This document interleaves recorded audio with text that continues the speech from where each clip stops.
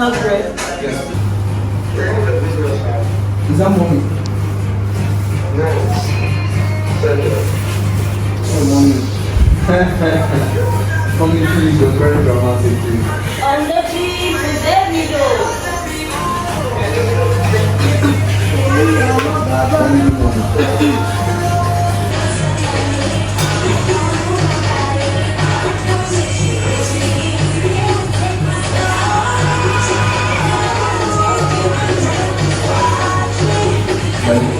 Let me answer that question. You answer that.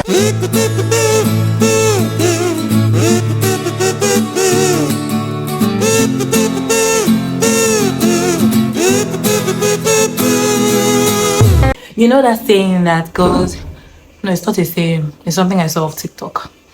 By the time you think, say, I don't enjoy, I go enjoy again. Aquaba.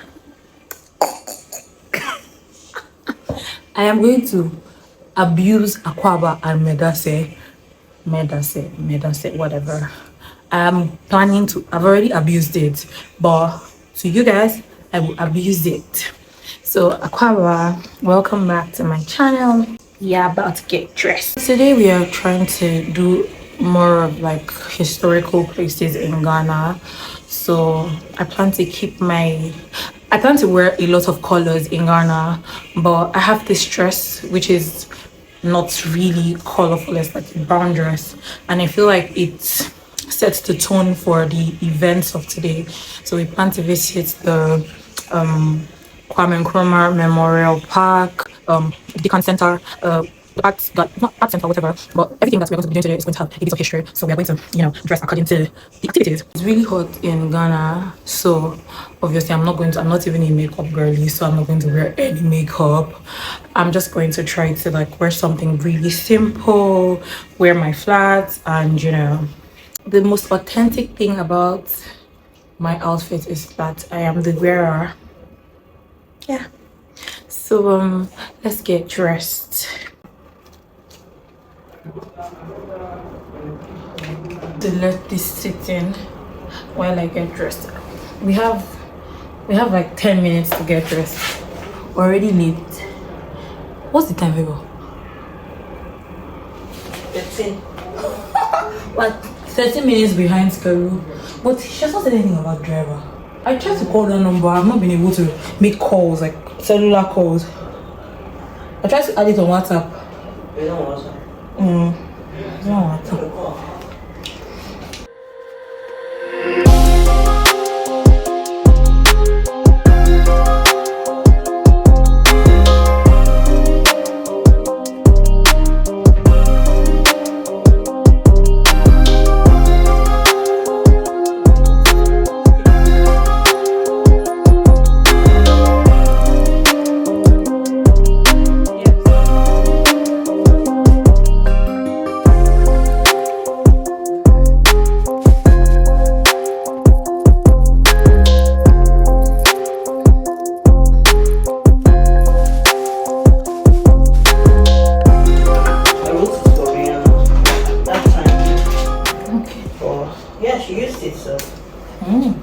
That's great. I didn't know that I am surrounded. So where's the money? The money? I've done jewelries. I have moisturized. I have used my sunscreen. I have not done my lips. So I'm just quickly going to do that.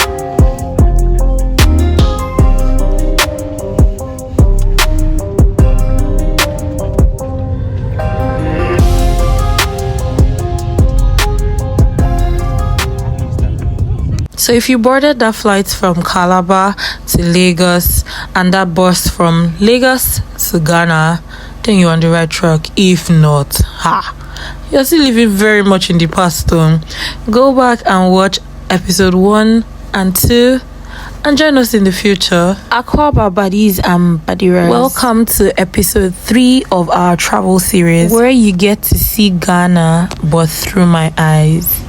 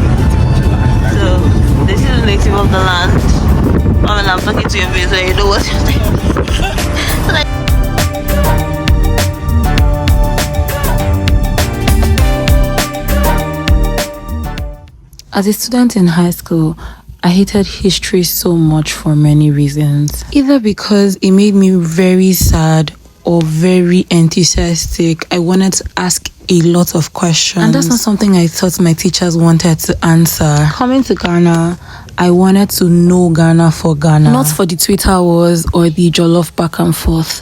I wanted to experience Ghana for Ghana. And just as we were on our way to the Kwame Nkrumah Memorial Park, we were faced with the famous Black Star Square, also known as the Independence Square. And just like the children who come out on the 25th of December to take pictures at the 11:11 roundabout, it was a no-brainer that we wanted to take pictures at the almighty Black Star Square. The history behind it was simple. In 1957, when Kwame Nkrumah became the first prime minister and the president of the Gold Coast, now called Ghana, and after gaining independence from the British, the Black Star Square was commissioned to celebrate Ghana's independence. It sort of coincided with the visit of Queen Elizabeth II.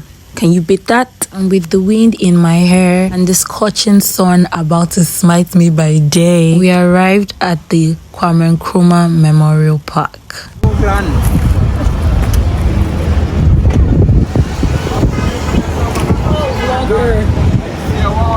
They go. Show it to them, yeah, show it to them. Thank you, guys. So in case my sister have shown me, Yeah. so we definitely want it. Yeah. So I'll be under the tree. Okay. So look for me. Okay. All right. Thank you. So nice face. Yeah. How much are your fans? 50 cities. 50 cities. Oh wow. Is that not a lot? Is it not a lot? How many videos? It's just amazing how one name can keep ringing and ringing even many years after death. I remember being so young and wanting to attend the famous Kwame Nkrumah University. Well, that didn't happen, and that's okay.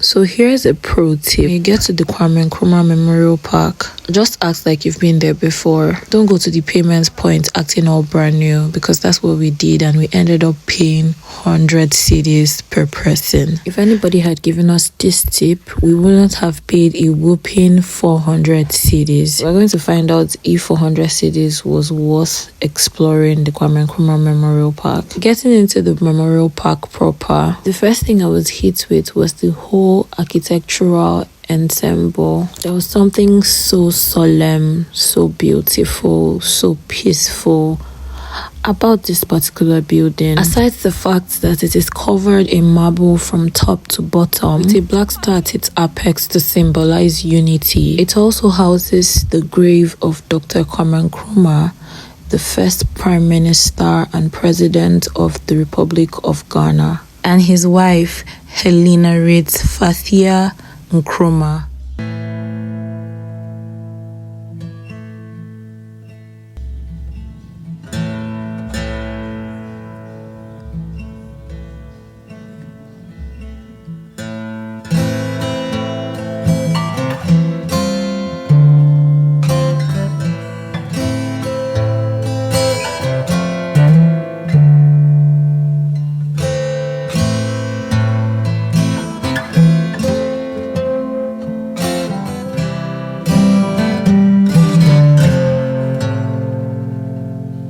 After visiting the graveside of Kwame Nkrumah and his wife, we took a walk into the art gallery where phones were obviously not allowed. Came out to meet an ongoing trade fair, but because we had plans to visit the art market, we didn't bother to purchase anything here. Now I'm back to if it was totally worth the 400 cedis. I'll let you tell me in the comment section. I mean, we're doing this trip together, right? Okay. The best though.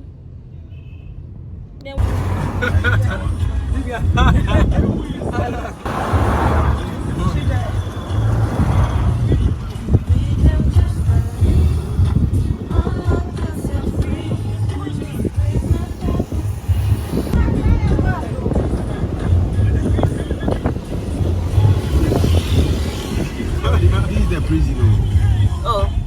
Oh, this? This is Jamestown Prison.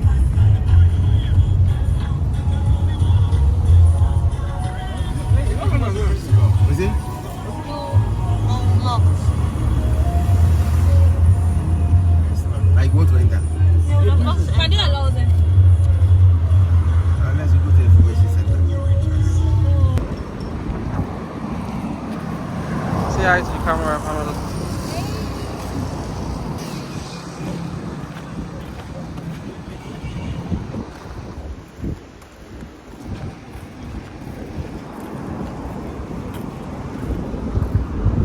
So remember when I said I hated history for many reasons, one being that it made me really sad. So yes, visiting James Fort brought out a lot of emotions, and you'll soon see why.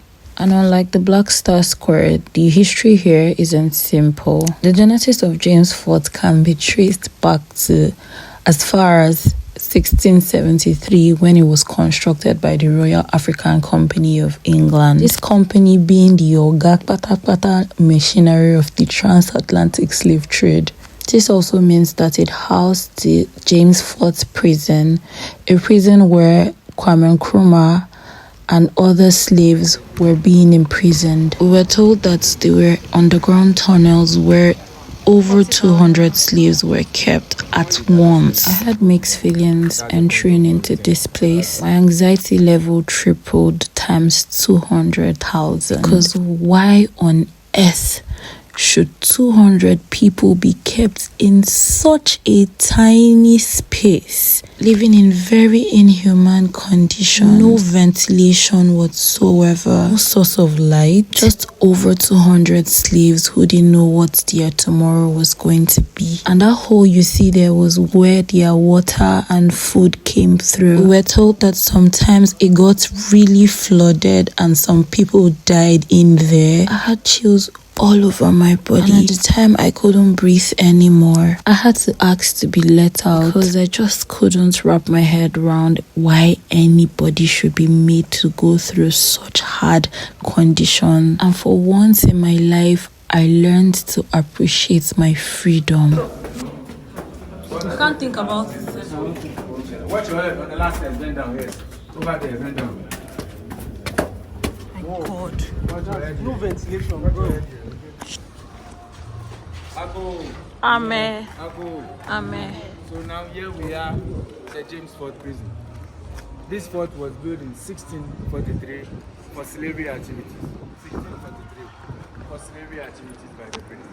When slavery was abandoned, retained it as a prison. 1960 up to 2007, the prison is closed.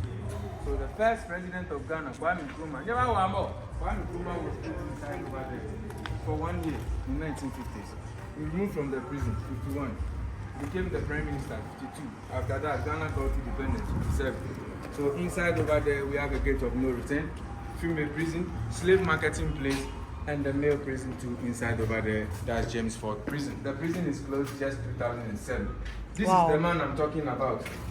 Joseph Davis. Boston. You can read it. Boston, North America. Point of no return. For Kwame Nkrumah. Let's wait for them.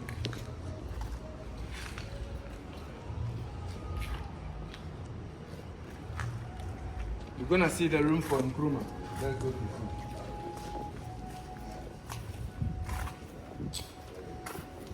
See how thick. This is the room for Nkrumah.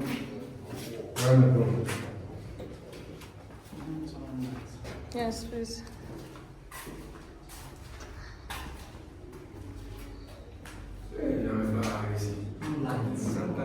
Let's come. We'll call him. Kwame Nkrumah was put, him alone was kept here for 1 year. He was arrested by the British in 1950 and brought in this room for 1 year. He removed from the prison 51, became the prime minister 52. After that, Ghana got independence 57. So this is where he slept. He slept on, Kwame Nkrumah slept on this, for 1 year. He removed from the prison 51, became the prime minister. This is where they give him food, water, outside there. Food and water stuff. How many of these? 40 slaves. They chained them. Every room occupies 40 slaves. They chained them with the shackles. So every morning, this is shackles. These are the shackles. These are the shackles. They chained them. Some of them, they were like this. Some of them. So every morning, they brought them to the market. When from here we go to the market, they separate the slaves.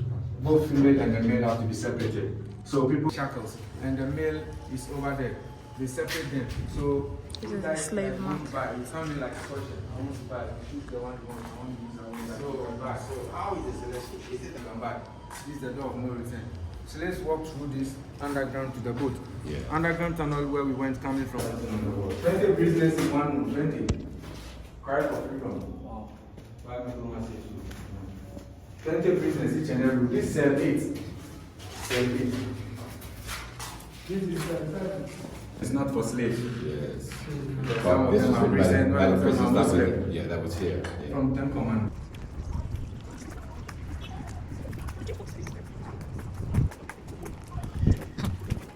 This is where the slave boat is parking. You see the red and white pillar there? Yeah. That's where it's parking. Underground.